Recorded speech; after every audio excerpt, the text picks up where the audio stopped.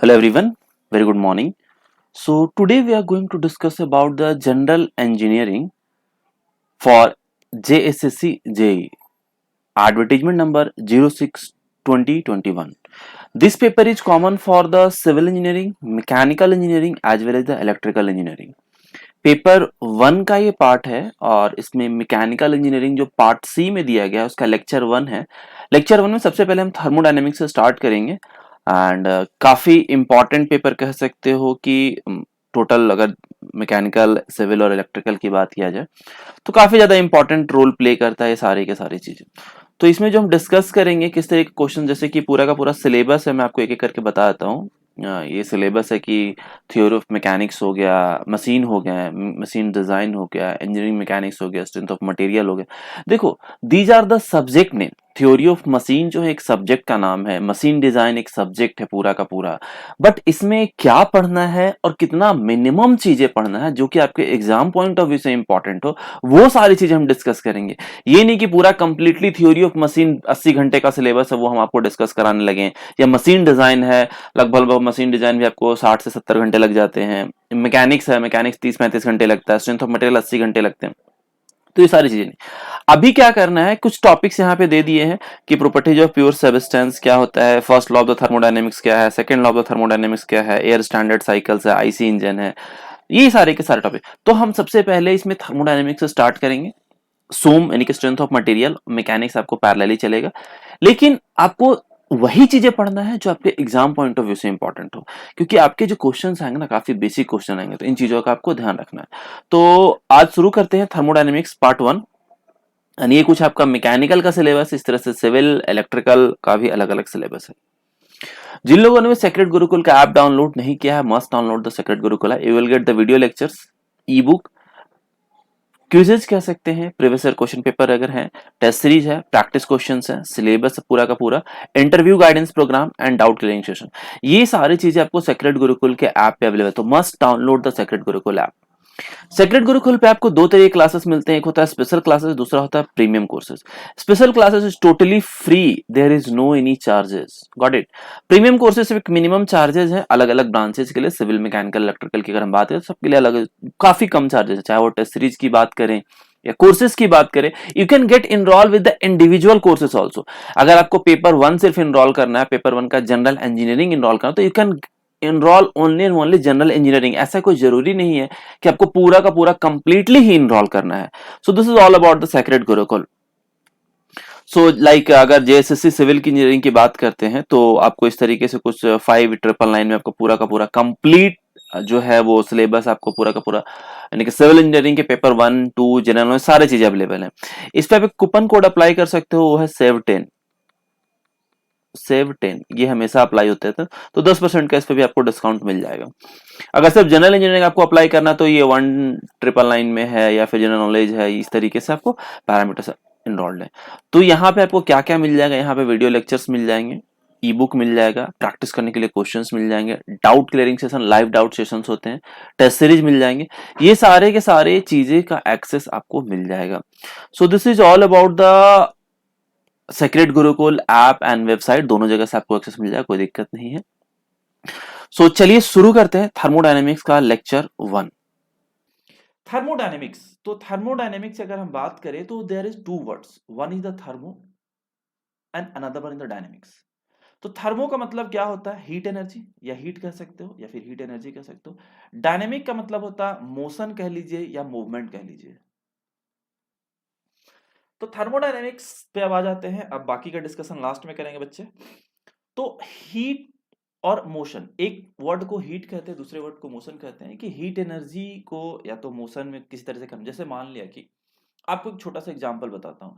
Thermodynamics क्या कहता है, थर्मोडायनेमिक्स जब आपने क्लास 11th-12th में पढ़ा था या फिर बीटेक फर्स्ट ईयर में पढ़ा था, तो आपने ये पढ़ा था कि thermodynamics is the branch of physics that convert mechanical energy into thermal energy and reverse process heat into the work. यही पढ़ा था ना, कि हम मैकेनिकल एनर्जी को हीट एनर्जी में ट्रांसफर करते हैं और हीट एनर्जी को मैकेनिकल एनर्जी में ट्रांसफर कर सकते हैं। जैसे कि एग्जांपल के लिए अगर आप बताएं तो मैकेनिकल एनर्जी को हीट एनर्जी में किससे कर सकते हैं और हीट एनर्जी को मैकेनिकल एनर्जी में कर सकते हैं? किस किस से? कोई आपके पास एग्जांपल है? बेसिक चीजें पे भी आते हैं। उसके बाद आपको किस तरीके से चीजों के, जैसे मान लें कि हीट और वर्क की बात करते हैं कि आपका हीट हो गया, दूसरा आपको मोशन हो गया, कि हीट एनर्जी को मोशन में कैसे कन्वर्ट करना है, फिर मोशन एनर्जी को हीट में कैसे कन्वर्ट करना है। तो एक बचपन में जो आपने क्लास 12th 11th में जो पढ़ा था कि थर्मोडायनेमिक्स क्या कहलाता है, तो thermodynamics is the branch of physics. Thermodynamics आप आराम से लिखते जाइए, कोई दिक्कत नहीं है, is the branch of physics, branch of physics that convert, क्या होता है, दैट कन्वर्ट मैकेनिकल एनर्जी,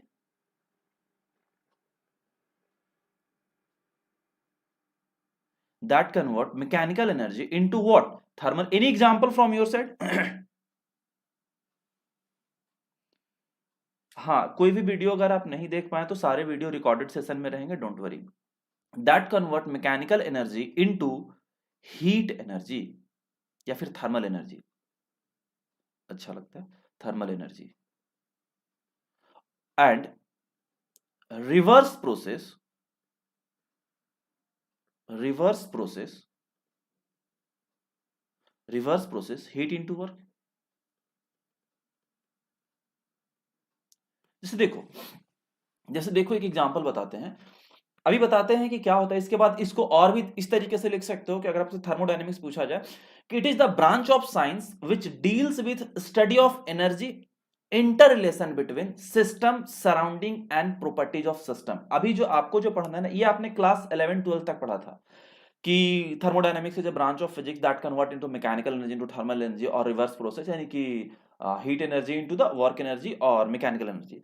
ये आपको पहले पढ़ा था, लेकिन अब थोड़ा सा इस स्टेटमेंट को हमने मॉडिफाई किस तरीके से किया कि it is the branch of science which deals with the study of energy, inter relation between system, surrounding and its effect on properties of system, या फिर कह सकते हो कि सिस्टम, सराउंडिंग और प्रॉपर्टीज का इंटर रिलेशन। तो उसको हम, यही आपके पेपर में आता है, पेपर में आपसे यही पूछा जाता है कि सिस्टम क्या होता है, सराउंडिंग क्या होता है, प्रॉपर्टीज क्या होते हैं, कौन से प्रॉपर्टीज किसके लिए वर्क करते हैं। अभी एक एक करके आएंगे उस पर, लेकिन पहले हम इतना जान लेते हैं तो जैसे कि अगर हम बात कर ले कि ब्रांच ऑफ फिजिक्स की बात करता है, जैसे कि मान लें कि कंटेनर लेते हैं, we just take is a container. अब इसमें आपने देखा होगा कि ये क्या नाम है, जब जो लस्सी बनाते हैं उनके पास एक ऐसा इक्विपमेंट होता है ना। अब इस इक्विपमेंट्स के थ्रू अब इसको मूवमेंट दिलाते हैं, तो ये मैकेनिकल प्रोसेस थ्रू जो अगर ये वाटर है, जिस भी जो भी लिक्विड है, तो क्या इसमें हीट जनरेट, अगर हम टेम्परेचर रखते हैं, थर्मामीटर रख देते हैं इसमें टेम्परेचर चेक करने के लिए, एक थर्मामीटर रख दिया, ठीक है। तो इस मैकेनिकल एनर्जी जो अगर आप इसका मूवमेंट इस तरीके से करते हो, आपने देखा होगा जब लस्सी बनाते हैं तो क्या सही बनाते हैं वो, तो ठीक है। उसके बाद ये जो है, इसके बाद इसका आप जो मैकेनिकल एनर्जी क्या प्रोवाइड करो आप मैकेनिकली, तो मैकेनिकल एनर्जी, अब ये लस्सी जो पानी होगा वो गर्म होगा, हल्का हल्का हीट आएगा, तो इसमें टेम्परेचर चेक करेंगे थर्मोमीटर से, तो क्या करें, mechanical to heat energy, mechanical to heat energy. अब वही चीज हम बॉयलर की बात कर लेते हैं, तो बॉयलर में क्या होता है, स्टीम के थ्रू टरबाइन को मूव कराते हैं, तो स्टीम क्या हो गया, हीट एनर्जी, और टरबाइन क्या हो गया, आपको अगर मूवमेंट करा तो मैकेनिकल वर्क करा रहे हैं।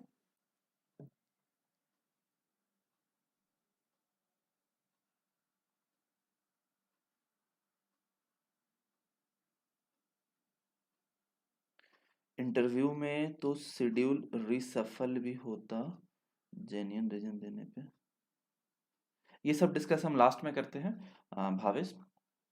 तो दैट इज द स्टीम जो कन्वर्ट हो रहा है, किसमें कन्वर्ट हो रहा है, यहां से आपको टर्बाइन। तो दोनों आपको एग्जांपल समझ में आ गया कि पहला एग्जांपल में कि हीट जो मैकेनिकल एनर्जी से हम थर्मल में कैसे कन्वर्ट करते हैं, थर्मल से आपको मैकेनिकल में कैसे कन्वर्ट करते हैं, ये आपने क्लास 11 12 तक पढ़ा था, काफी बचपन में पढ़ा था अब ये बॉयलर वाली जो टर्म है ना, इसका यूटिलाइज हम आगे करेंगे। अभी थर्मल की बात करेंगे कि आपको क्लोज सिस्टम में क्या होता है, ओपन सिस्टम में क्या होता है, या फिर आइसोलेटेड सिस्टम में क्या होता है, अभी एक एक चीज करके आएंगे। हाँ, train engine, that's a great example. So इसी मतलब इसी स्टेटमेंट को अब आप क्या पढ़ना है कि it is the branch,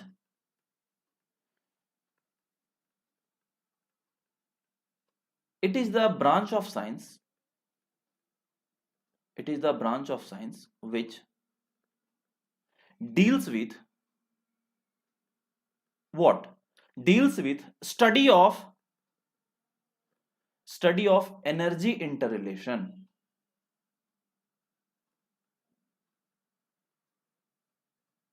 Energy interrelation between system and surrounding. Surrounding क्या हो गया, सिस्टम क्या हो गया, एक ही चीज डिस्कस करते हैं।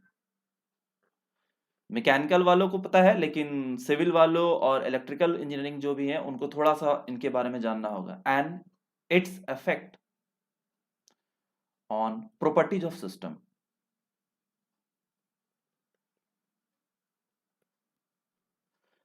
देखो जब भी आपको बेसिक्स क्लियर होंगे ना, जब आप साइकिल की बात करोगे, Carnot cycle, Rankine cycle, diesel cycle, ये सारे साइकिल्स की जब डिस्कशन करेंगे तो उस समय यही प्रॉपर्टीज, यही सिस्टम, यही सराउंडिंग काम आएगा कि आखिर हो कैसे रहा है चीजें। नए नए टर्म्स जब यूज करूंगा वहां पे, तो नए नए टर्म्स आपको अच्छे तरीके से क्लियर होने चाहिए कि क्या कहला रहा है। तो that is it is a branch of science which deals with the study and energy interrelation between the system surrounding. एक सिस्टम वर्ड आ गया, एक सराउंडिंग वर्ड आ गया एंड एक प्रॉपर्टीज वर्ड आ गया, तीनों के बीच में। तो सिस्टम और सराउंडिंग क्या होता है, what do you mean by the system, system क्या कहलाता है, do you have any idea about the system? देखो एक एग्जांपल बताता हूं, चलिए सिस्टम की बात करते हैं सबसे पहले। अभी तक कोई डाउट तो नहीं है ना? आई थिंक सो, जहां तक कोई डाउट नहीं होगा। सबसे पहले बात करते हैं कि आखिर ये सिस्टम क्या होता है भाई, सिस्टम क्या होता है, सिस्टम कहते किसे हैं। जैसे कि मान लिया कि इसी क्लासरूम में कुछ 20 बच्चे बैठे हुए हैं। जैसे इसी क्लासरूम में कुछ 20 बच्चे बैठे हुए हैं, एक एक डेस्क पे चार पांच बैठे हुए हैं, ठीक है। एक दो तीन, इस पे एक दो तीन चार, एक दो तीन चार, एक दो तीन चार, ठीक है। ऊपर वाले में 4 ही कर लेते हैं, ज्यादा बेटर हो जाएगा। एक दो तीन चार। तो अब यहाँ पे क्या कर रहा है, ये ध्यान से सुनिए कि सिस्टम क्या होता है। जैसे कि मान लिया कि एक क्लासरूम है, यहाँ पे कितने बच्चे होंगे, 16 बच्चे होंगे। 16 स्टूडेंट बैठे हैं, लेकिन इस 16 स्टूडेंट में से हमने सिर्फ और सिर्फ इन दोनों पे फोकस किया है। ये इन दोनों की बात कर रहे हैं, बाकी को हम ध्यान नहीं दे रहे हैं, बाकी को ध्यान नहीं दे रहे हैं, इन दोनों पे फोकस कर रहे हैं। इन दोनों, एक को ले लेते हैं, कोई भी नाम ले लो, सोनू मोनू ले लो। एक को ले लो सोनू और दूसरे को ले लो मोनू। तो सोनू मोनू पे हमें ध्यान देना है, बाकी के जो बच गए 14, उन पे हमें कोई बात नहीं करना, उनके हमें मतलब कोई डिस्कशन नहीं करना। तो सोनू मोनू को एक हम क्या मान लेते हैं, सिस्टम मान लेते हैं। समझ में आया? एक क्लासरूम में अगर आपके पास 16 बच्चे हैं, 16 में से आपने 2 पे कहा कि 2 पे हमें ध्यान देना है, 2 के बारे में जानना है, 2 के बारे में सब कुछ एनालिसिस करना है, तो वो क्या कहलाएगा, सिस्टम कहलाएगा। क्या कहलाएगा, सिस्टम कहलाएगा। तो सिस्टम का मतलब क्या होगा कि स्पेस और region on which our analysis is done. कि जिस सोनू और मोनू पे हमें एनालिसिस करना है कि सोनू मोनू कहां जाता है, क्या खाता है, क्या पढ़ता है, कब पढ़ता है, नहीं पढ़ता है, क्यों पढ़ता है, सब कुछ देखना है इसको। किससे मिलता है, किससे नहीं मिलता, सब कुछ शेखर हेलो। तो ये रहा सोनू मोनू के बारे में जानना है। तो सोनू मोनू क्या कहला गया, हमारा सिस्टम। तो सिस्टम के बारे में आप क्या लिखोगे, एकदम बहुत ही बेसिक तरीके से चीजों को समझा दूंगा कि हमेशा याद रहेगा कि स्पेस और रीजन, स्पेस और region on which our analysis is done. Analysis is done. इसको और भी तरीके से लिख सकते हैं कि स्पेस और region under consideration of study. जो हम जिसको कंसिडर कर रहे हैं, तो हमने किसको कंसिडर किया, ये ग्रीन वाले पोर्शन को, ये जो सोनू मोनू है, बस इन्हीं को कंसिडर किया। तो स्पेस और रीजन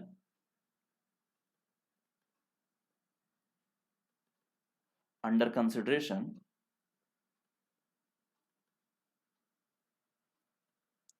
और कंसिडरेशन ऑफ स्टडी, कि जिसपे हमें एनालिसिस करना है, जिसपे हमें स्टडी करना है, उस पर्टिकुलर पार्ट को हम क्या बोलेंगे, सिस्टम बोलेंगे। अब आपके सामने एक सवाल आता है कि सिस्टम तो आपने समझ गया कि जैसे एक क्लासरूम में 2 बच्चे पे ध्यान देना है तो उसको हम सिस्टम कहेंगे। तो सराउंडिंग क्या कहलाएगा? सराउंडिंग क्या कहलाएगा कि anything external to system, that is called the surrounding. तो इसके बाहर जो पूरा का पूरा होल क्लासरूम है, 12 बच्चे बैठे हुए हैं, अगर कोई टीचर है तो टीचर, हर चीज को क्या बोलेंगे? सराउंडिंग बोलेंगे। It means is very simple statement कि सिस्टम के बाहर जो भी चीजें हैं वो क्या कहलाएगा? सराउंडिंग। तो सिस्टम क्लियर हुआ सबको? बताइए, सिस्टम क्लियर हुआ? यस और no? Surrounding, please tell me yes और नो। तो सराउंडिंग में ज्यादा कुछ नहीं है। Anything external to system, anything external to system, that is called the surrounding. अब एक बात बताओ मुझे, अब एक बात बताओ कि आपको सिस्टम समझ में आ गया, सराउंडिंग समझ में आ गया, तो सिस्टम और सराउंडिंग में दोनों में फर्क समझ में आ गया कि सिस्टम किसे कहते हैं, सराउंडिंग किसे कहते हैं, दोनों चीजें के लिए। तो अगर सिस्टम और सराउंडिंग को ऐड कर देंगे, सिस्टम और सराउंडिंग को ऐड कर देंगे तो क्या कहलाएगा? That is called the universe. लेकिन इन दोनों के बीच में कोई ना कोई तो एक लेयर होगा, सिस्टम और सराउंडिंग को कुछ तो सेपरेट कर रहा होगा। जैसे आप कह रहे हो कि anything external to the system that is called the surrounding, तो सिस्टम और सराउंडिंग के बीच में कोई एक बाउंड्री होगा, कोई लेयर होगा। यस और नो? तो एक छोटा सा लाइन लिख लेते हैं कि system plus surrounding is equals to universe. कभी कभी ऑब्जेक्टिव में पूछ लेता है। तो यूनिवर्स जो होगा वो आइसोलेटेड होगा। क्यों होगा इसका हम आगे आपको बताएंगे, पूरा क्लियर करें कि यूनिवर्स को हम आइसोलेटेड क्यों लिख रहे हैं, आइसोलेटेड होता क्या है। ऐसे ऐसे टर्म्स आएंगे तो इन सारे टर्म्स के बारे में आपको जानना जरूरी है। तो यूनिवर्स क्या होगा? आपको आइसोलेटेड होगा। ठीक है, तो सिस्टम और सराउंडिंग को क्या बोलेंगे? हम यूनिवर्स बोलेंगे। और सिस्टम और सराउंडिंग को हम अगर यूनिवर्स बोलते हैं तो यूनिवर्स जो होता है वो आइसोलेटेड होता है। आइसोलेटेड का मतलब क्या होगा? We will discuss later on कि क्या होता है, कि दैट टोटली डिपेंड। अगर हम आइसोलेशन सिस्टम की बात करते हैं, आइसोलेटेड सिस्टम की बात करते हैं, तो मास और एनर्जी के रिस्पेक्ट में बात करें कि क्या हम उससे मास बाहर जा रहा है या एनर्जी बाहर जा रहा है, मास अंदर आ रहा है, एनर्जी, वो सारे थे। तो आइसोलेटेड सिस्टम क्या होता है अभी थोड़ा देर के बाद बता दें, जस्ट थोड़ा सा होल्ड कर लीजिए, बस अभी इतना जानिए। तो सिस्टम और सराउंडिंग क्या बोले? यूनिवर्स बोले। आपको ये भी क्लियर होगा सिस्टम क्या कहलाएगा, सराउंडिंग क्या कहलाएगा, लेकिन उसके बीच में क्या कहलाएगा? लेयर आता है, तो उसको क्या बोलेंगे हम? बाउंड्री। तो अब सवाल आपके सामने ये आता है कि बाउंड्री क्या कहलाता है? The next term is the boundary. Boundary तो सिस्टम और सराउंडिंग को जो सेपरेट कर रहा है उसको क्या बोलेंगे? बाउंड्री बोलेंगे। तो just write it as like this कि separate system from surrounding, separate system from surrounding, that is called the boundary. तो क्या बाउंड्री रियल हो सकता है या इमेजिनरी हो सकता है या दोनों हो सकता है? एनीवन कैन आंसर कि boundary should be real, imaginary और बोथ, और एनीवन बताइए। ये आपके लिए है कि बाउंड्री क्या कहलाएगा? रियल हो सकता है, इमेजिनरी हो सकता है, या फिर दोनों हो सकता है। ठीक है, ये आपके लिए सवाल है और ध्यान से सुनिए कि अब हम बात कर रहे थे सिस्टम और सराउंडिंग को यूनिवर्स। तो सिस्टम से जो एनर्जी का जो ट्रांसफर होगा वो सराउंडिंग में हो सकता है, इससे इसमें जा सकता है। सराउंडिंग से जो एनर्जी का जो ट्रांसफर होगा, चाहे हीट एनर्जी की बात करो, सिस्टम में जा सकता है। तो सिस्टम वाला पार्ट सराउंडिंग में जा रहा है, सराउंडिंग वाला पार्ट सिस्टम में जा रहा है, यानी कि आपस में एक दूसरे को खेल रहे हैं सिस्टम और सराउंडिंग में। यूनिवर्स को टोटल अगर दोनों को कंबाइन कर देते हैं तो उसको यूनिवर्स बोलेंगे। तो यूनिवर्स में कोई इफेक्ट नहीं आ रहा है, यूनिवर्स से ना बाहर जा रहा है ना यूनिवर्स से अंदर, यूनिवर्स के अंदर ही हो रहा है, that is called the isolated. तो अभी आइसोलेटेड और भी डिटेल्स में समझाएंगे आपको। तो यहां पे क्या हो गया कि separate system from the surrounding that is called the boundary. तो बाउंड्री जो है यहाँ पे, जो बाउंड्री जो सोनू मोनू का जो बाउंड्री दिख रहा है, तो ये रियल है या इमेजिनरी है? That boundary is the imaginary boundary. Boundary में भी द रियल ऑल्सो, किस तरीके से कैसे हो सकता है वो भी चीजें आपको डिस्कस करके बताते हैं एक छोटा सा एग्जाम्पल से। तो आइए नीचे, तो एक लाइन लिख लेते हैं इसके लिए एक लाइन इसके लिए छोटू सा लाइन लिख लेते हैं यहां पे कि इट मे बी रियल और imaginary.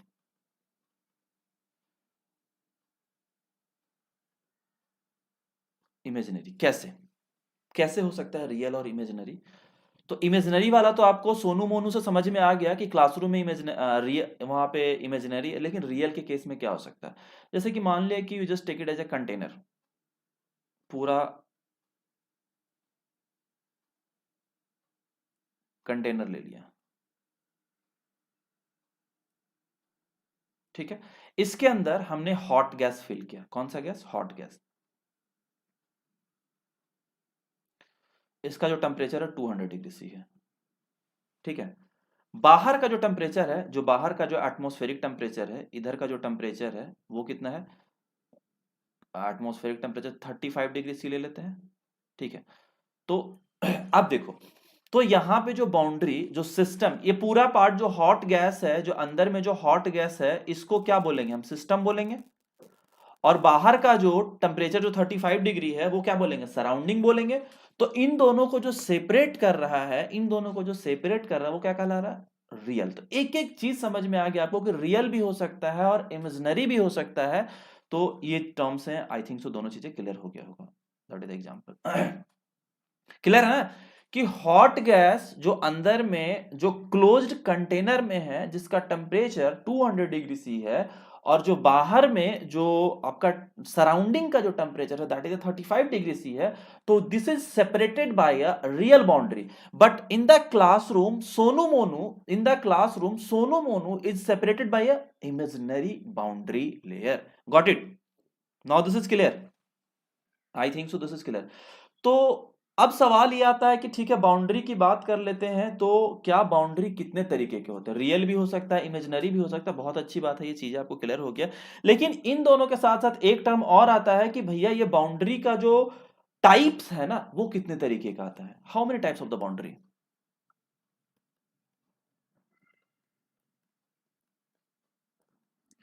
How many types of the boundary? Anyone can answer please.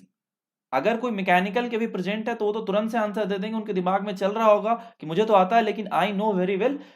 So civil वाले के लिए और इलेक्ट्रिकल वालों के लिए है ये बेसिकली कि उनको थोड़ा सा बेसिक जानना जरूरी है, अगर नहीं जानेंगे तो दिक्कत होगा। रिजिड बाउंड्री, और जो दूसरा होता है वो होता है movable boundary.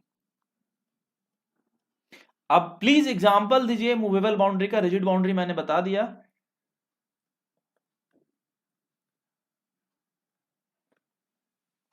Anyone can answer for the movable boundary? Anyone can answer for the movable boundary?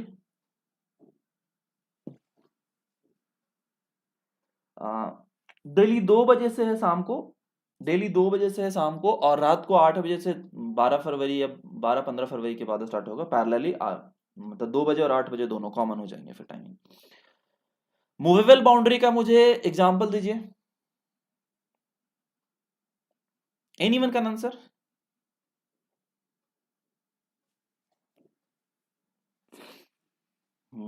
Piston movement, क्या बात है। देखिए, आई ऊपर, ये जो आपका रिजिड बाउंड्री था, ये जो आपका रिजिड बाउंड्री है, इसका एग्जांपल आपको सेम टू सेम यही एग्जांपल हो जाएगा, कोई चेंजेस नहीं। I am just going to copy paste.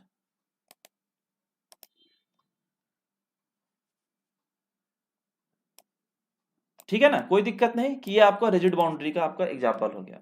लेकिन अगर हम बात करते हैं मूवेबल बाउंड्री की, तो मूवेबल बाउंड्री में कौन सा हो जाएगा? मूवेबल बाउंड्री में आपका जैसे कि एक कंटेनर है, सिलेंडर है, कंटेनर नहीं बोलेंगे, तो सिलेंडर बोलेंगे।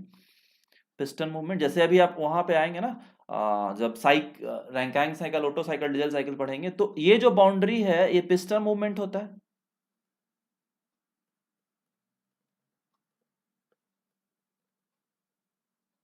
इनलेट आउटलेट वो सब डिस्कस करेंगे बाद में, ये सब इनलेट होता है, आउटलेट तो बाकी चीजें बाद में। लेकिन यहाँ पे क्या है, इनक्लोज्ड गैस है, कैसे फ्यूल इंजेक्ट होता है और कैसे इसमें बर्निंग होता है, वो सारी चीजें डिस्कशन है लेटर ऑन, वो सब बड़ी बताने की जरूरत नहीं है।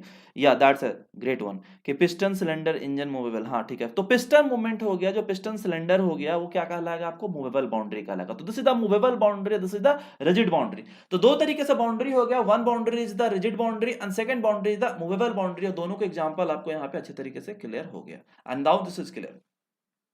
अब आपके सामने सवाल आता है कि जो सिस्टम है कि टाइप्स ऑफ सिस्टम क्या हो जाएंगे। आपने बाउंड्री तो देख लिया, लेकिन टाइप्स ऑफ सिस्टम क्या हो जाएंगे, कितने तरीके का सिस्टम आपको अवेलेबल है, कितने तरीके का। तो तीन तरीके का सिस्टम आपने सुना होगा, that is the close system, open system and isolated system. क्या क्या होता है, close system, open system and isolated system. तो एक एक करके डिस्कस करते, काफी सिंपल तरीके से डिस्कस करेंगे। देखो पहले एक एग्जांपल देखते हैं, टाइप ऑफ सिस्टम लिखता हूं पहले यहां पे।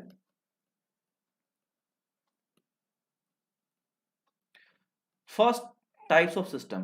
तो टाइप ऑफ सिस्टम में एक छोटा सा एग्जांपल देखो कि जैसे मान लें कि कोई एक बॉडी है, ठीक है।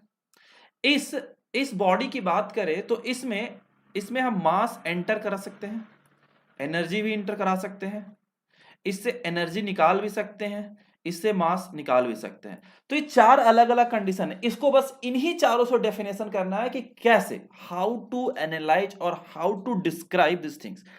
कि किसी भी बॉडी की बात करें तो एनर्जी को एंटर कराना, मास को एंटर कराना, एनर्जी को बाहर निकालना, मास को बाहर निकालना, this is called the types of system. इन्हीं चीजों से डिफाइन, बस इस छोटा सा डायग्राम को याद रखिए और पूरा का पूरा टाइप ऑफ सिस्टम याद हो जाएगा कि क्लोज सिस्टम क्या कहलाता है, ओपन सिस्टम क्या कहलाता है और आइसोलेटेड सिस्टम क्या कहलाता है। जो अभी ऊपर मैंने बात किया था यूनिवर्स के बारे में कि universe is a isolated system, तो हाउ कैन यू से कि universe is a isolated system, तो अभी आपको 1 मिनट में पता चल जाएगा।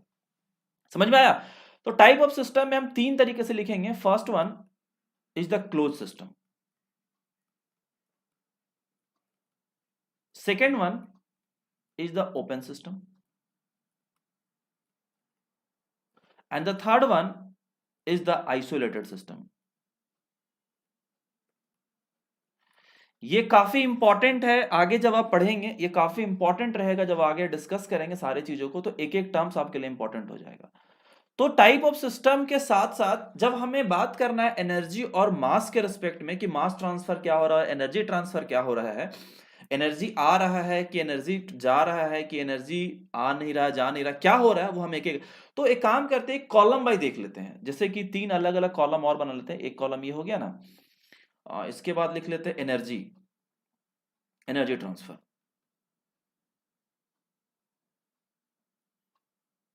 Energy transfer.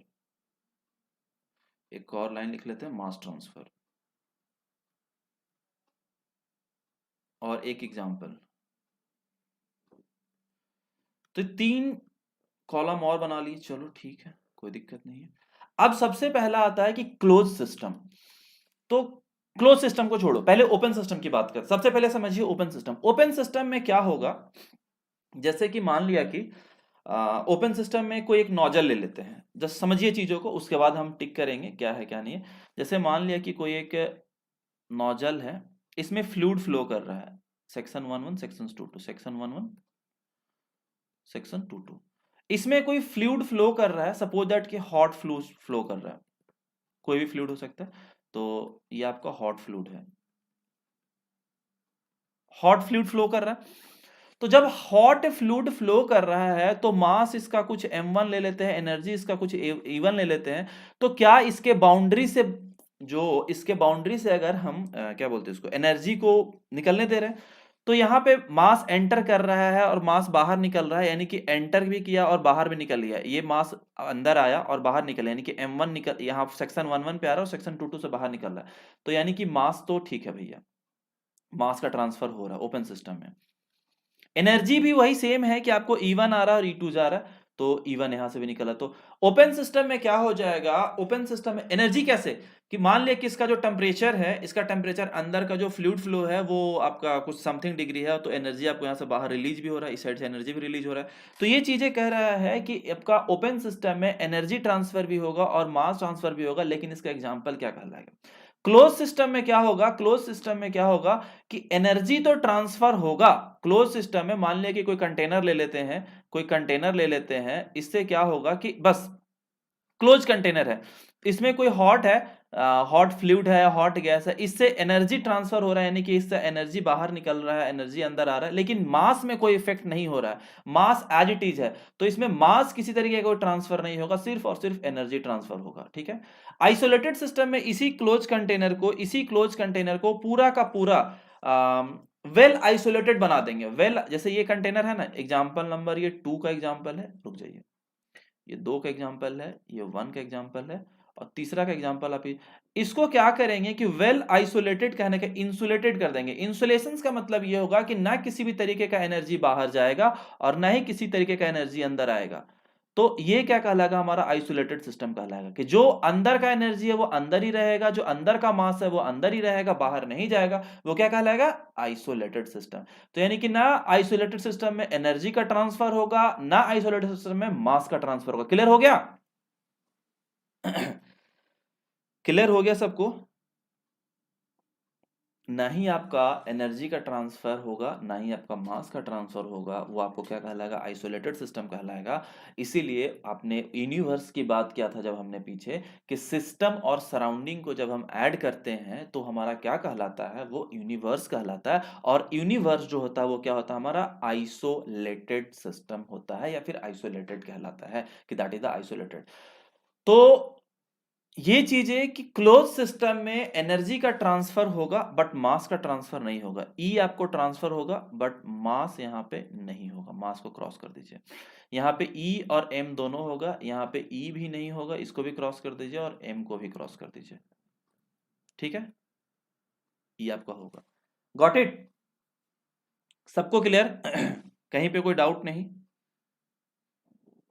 कि एनर्जी क्या होगा। अब एग्जांपल्स की बात करेंगे तो एग्जांपल्स में जो क्लोज सिस्टम में होगा, तो क्लोज सिस्टम में क्या कर सकते हो कि एनर्जी ट्रांसफर हो रहा, तो किसी भी रिजिड कंटेनर के अंदर, किसी भी रिजिड कंटेनर के अंदर अगर हम हॉट गैस को रखेंगे, हॉट गैस को रखेंगे, तो हमारा क्लोज सिस्टम का एग्जांपल हो जाएगा। Any can answer for the open system? कोई आप आंसर कर सकते हैं ओपन सिस्टम का? हॉट गैस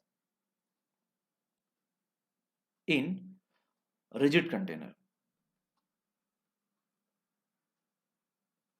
दिख रहा है ना?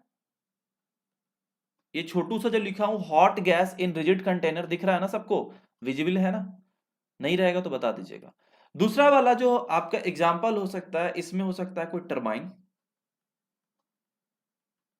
टरबाइन हो सकता है, बॉयलर, कोई पंप हो सकता है,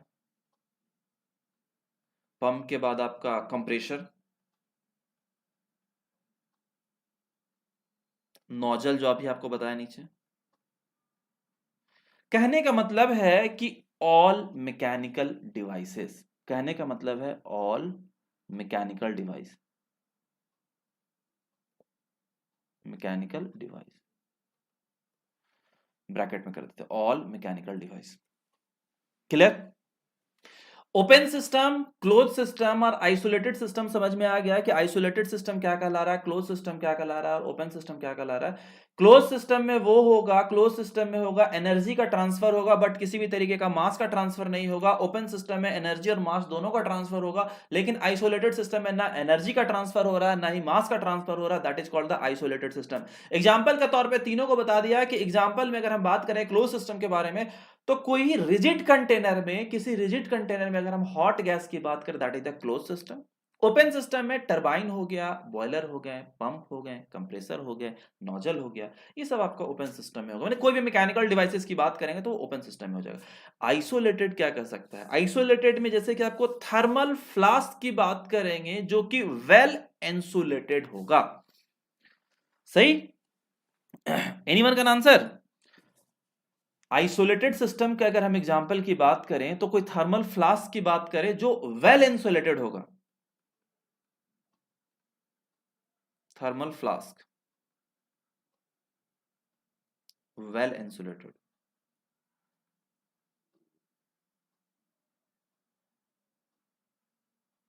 वेल इंसुलेटेड, तो thermal flask with well insulated, और इसमें यूनिवर्स भी आपका आ जाता है। क्या आ जाएगा? यूनिवर्स। जो भी आपको थोड़ा देर पहले बताया था कि सिस्टम और सराउंडिंग क्या बोलेंगे हम? यूनिवर्स बोलेंगे। तो ये कुछ टर्म्स थे, types of system, types of boundary, system क्या होता है, सराउंडिंग क्या होता है। बहुत ही बेसिक है, बहुत ही बेसिक है, और बाकी की चीजें आपको समझना बहुत इंपॉर्टेंट है, क्योंकि जब आप मैकेनिकल इंजीनियरिंग पढ़ोगे तो ये सब चीजें आपको काम आएगा। और यही चीजें हमने पढ़ा था स्टार्टिंग के जो डेफिनेशन में, कि सिस्टम, सराउंडिंग और प्रॉपर्टी, ये तीन ऐसे टर्म्स है, सिस्टम, सराउंडिंग एंड प्रॉपर्टी, काफी ज्यादा इंपॉर्टेंट रोल प्ले करेगा आपको थर्मोडायनेमिक्स के क्वेश्चन को सॉल्व करने में। तो इन चीजों के बारे में आपको बहुत अच्छे तरीके से पता होना चाहिए। And this is clear? Yes और no, please tell me. And अगर छोटा ज्यादा दिख रहा हो तो बता दीजिएगा, आई विल जस्ट थोड़ा सा ध्यान रखूंगा इन चीजों का।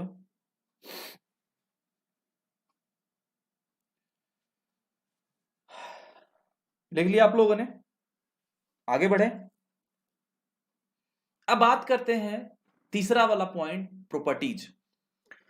कि प्रॉपर्टी क्या कहलाता है। सिस्टम की बात कर लिया, सराउंडिंग की बात कर लिया, एंड इट्स प्रॉपर्टी लिखा था स्टेटमेंट पे। कहो तो एक बार स्टेटमेंट दोबारा से दिखा देता हूं। स्टेटमेंट कहां लिखा था? यहां पे। It is the branch of science which deals with the study of energy inter relation between the system, surrounding and its effect on properties of system. तो प्रॉपर्टीज ऑफ सिस्टम की बात करेंगे तो प्रॉपर्टी जब क्या कहला रहा है, तो प्रॉपर्टी के बारे में देखते हैं कि प्रॉपर्टीज क्या होता है। कौन कौन से प्रॉपर्टीज की बात करेंगे यहां पे हम?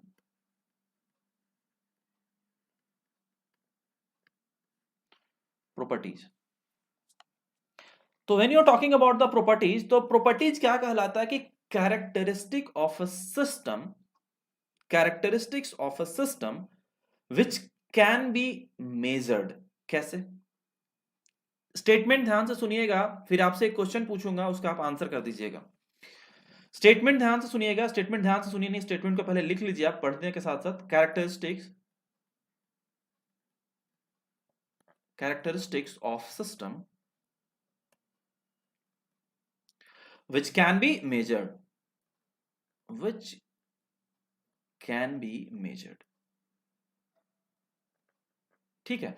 तो कैसे? जैसे मान लिया कि which can be measured, जैसे मान लिया कि कोई एक कंटेनर है, ठीक है, कोई कंटेनर है, इसमें P फॉर द प्रेशर, इसका कुछ प्रेशर होगा, इंटरनल प्रेशर, इसका कुछ वॉल्यूम भी होगा, इसका टेम्परेचर भी होगा। अगर गैस है तो मान लिया कि सिलेंडर का ही गैस है, जो आपको एलपीजी घर में जो यूज होता है, तो उसमें कुछ स्मेल आता है, वो भी है। ठीक है। स्मेल के साथ मान लिया कि चलो उसमें तो कलरलेस होता है, लेकिन कुछ कलर हम ऐड कर देते हैं तो इसको कलर भी हो जाएगा।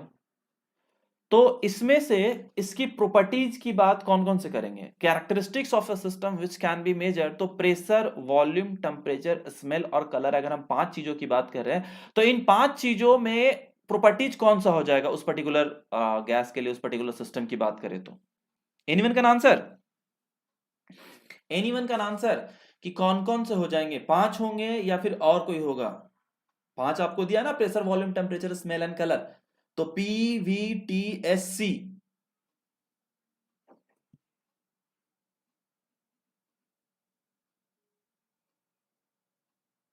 ऑल। और कोई answer? Any other answer?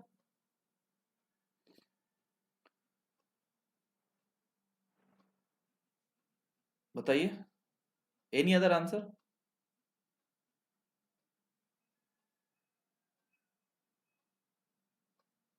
Any other answer? कोई आंसर नहीं? सॉरी सॉरी, 3 क्यों? ठीक है।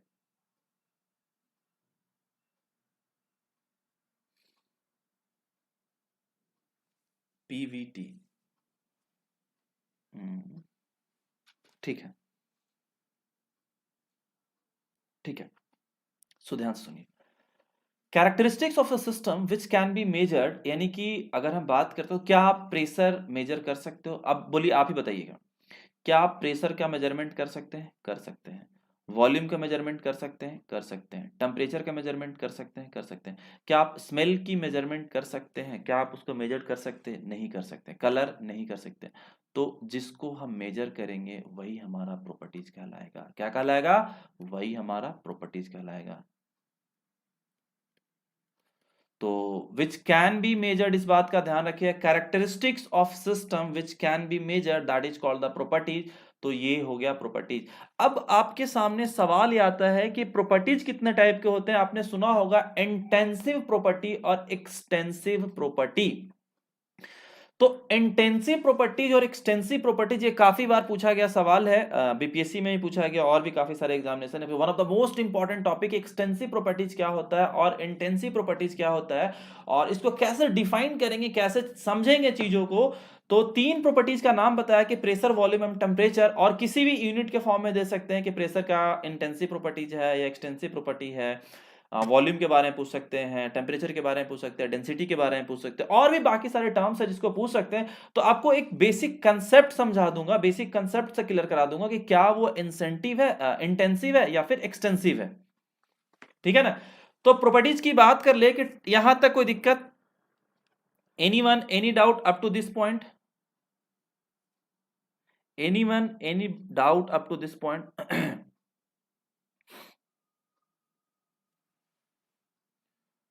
Types of properties.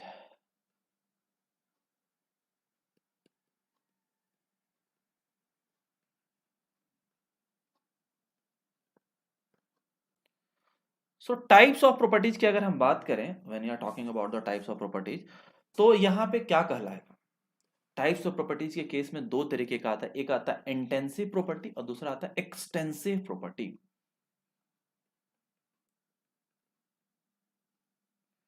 इंटेंसिव और दूसरा आ गया एक्सटेंसिव। एक एक चीज क्लियर करते जाना आपको।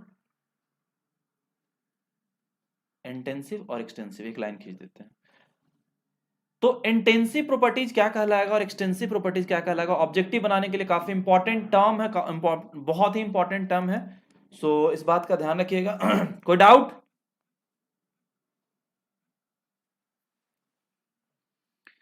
क्लियर है, ठीक है। तो intensive properties, which properties which does not depends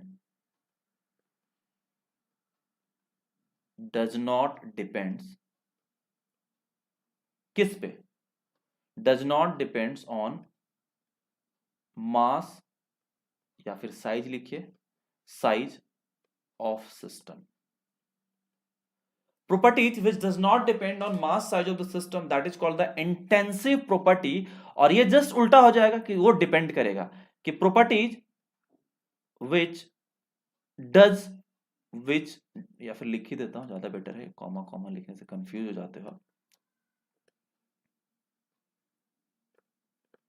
properties which depends on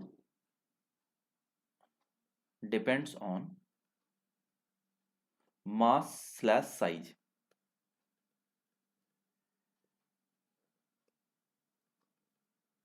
system.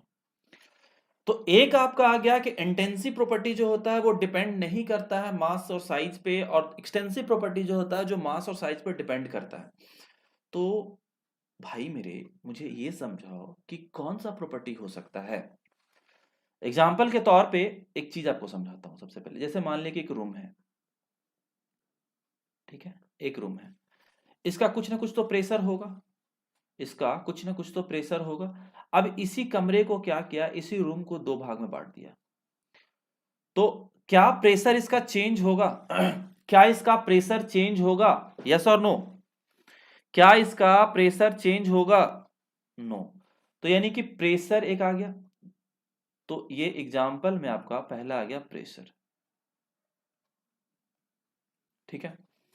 अब प्रेशर के बाद आता है टेम्परेचर, कि अगर इसका टेम्परेचर मान लें कुछ 30 डिग्री है, 40 डिग्री है, अगर इस कमरे को हमने दो भाग में फिर से बांट दिया, ये कोई रूम है, ठीक है, ये कोई रूम है, इसको दो भाग में फिर से बांट दिया, तो क्या इसका टेम्परेचर चेंज होगा? नहीं चेंज होगा, वही रहेगा।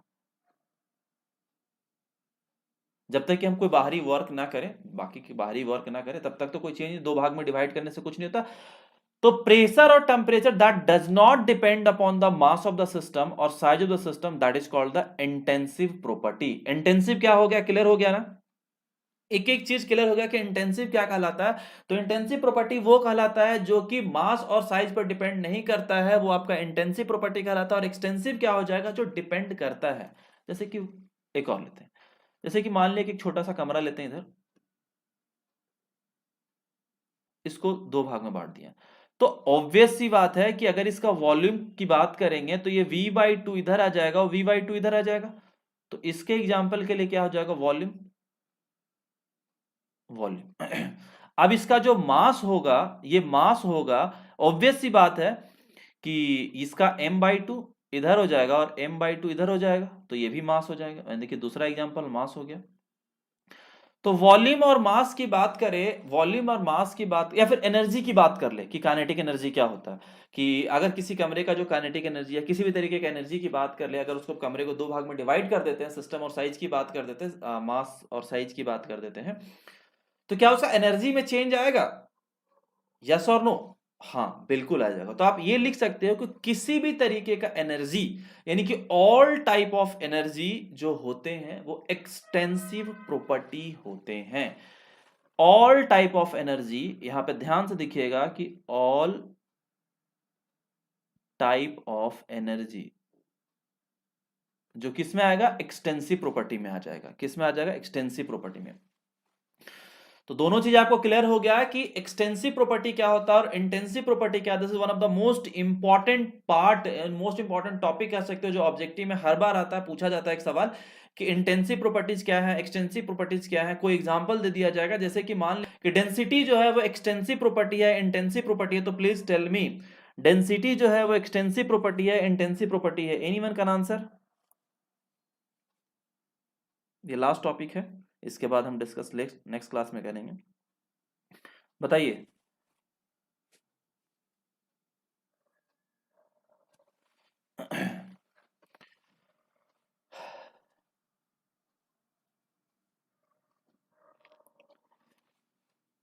ठीक है, सो यहाँ पे आ जाते हैं हम कि एग्जाम्पल के लिए डेंसिटी इन ट्रॉपे सिस्टम। डेंसिटी यानी कि रो से डिफाइन करते हैं आप इसको। अब आप हमें ये बताइए कि ये इंटेंसिव है या एक्सटेंसिव है? क्यों? क्यों? आ, कैसे, कुछ आइडिया है?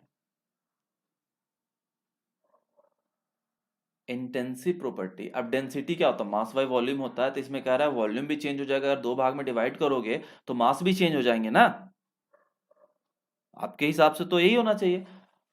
तो देखो कैसे इसको एकदम से ऐसे तरीके से याद रखिए कि जो हमेशा याद रहे, कभी ऐसा ना हो जिंदगी में आप भूल जाए। तो वही वाला बात कर रहे थे कि वैसे मान लिया कि आप बाहर गए, दुकान से एक पैकेट दूध लेके आए, ठीक है ना। जब दूध लेके आए तो एक को, आधा को एक ग्लास में रखें और दूसरे को दूसरे ग्लास में रखें, यानी कि 1 पैकेट ऑफ मिल्क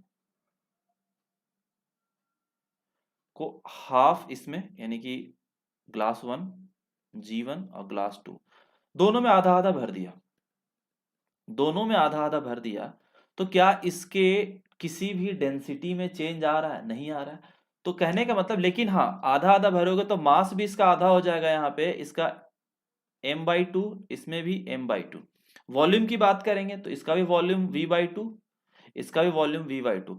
तो यहाँ पे चेंजेज हो रहे हैं, मास और वॉल्यूम में चेंज हो रहे हैं। लेकिन अगर हम बात करें कि तो जिसमें चेंज हो रहा है वो क्या कहलाता है, वो एक्सटेंसिव कहलाता है। लेकिन डेंसिटी की बात करें तो डेंसिटी में कोई चेंज हो, लेकिन क्या होता है, rho equals to mass by volume, ये होता है ना, rho equals to mass by volume. तो हमने एक पैकेट दूध लेके आया, आधा इस ग्लास में आधा इस ग्लास में, m/2 और V/2, m/2 और V/2 दोनों को ऐड करेंगे तो फुल पैकेट आ जाएगा, आपको ये मिल जाएगा। तो क्या हो गया हमारा, ये क्या कहलाता है, intensive property.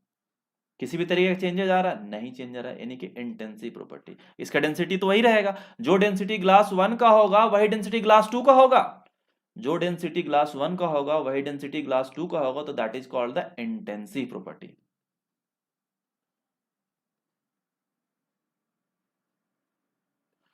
So I think so each and every one is clear for the basic definitions क्या कहलाता है, बेसिक टर्म क्या कहलाते हैं, and this is clear to all of you.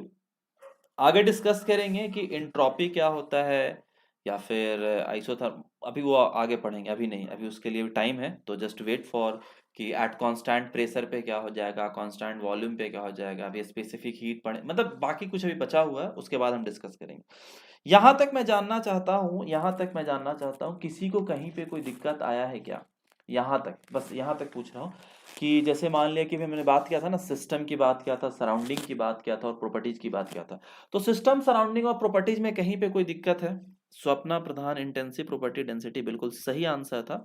And और जो लोग भी प्रेजेंट है प्लीज टेल मी कि क्या है क्या नहीं है, ठीक है ना? दिक्कत है तो बताइए, अगर क्लियर है तो बताइए। क्लियर है सर, ठीक है सर। ओके सो आज के लिए इतना ही रहने देते हैं, बिकॉज 1 घंटे की क्लास थी, बेसिक चीज़ें, बेसिक जो टर्म्स था मैंने आपको समझाया।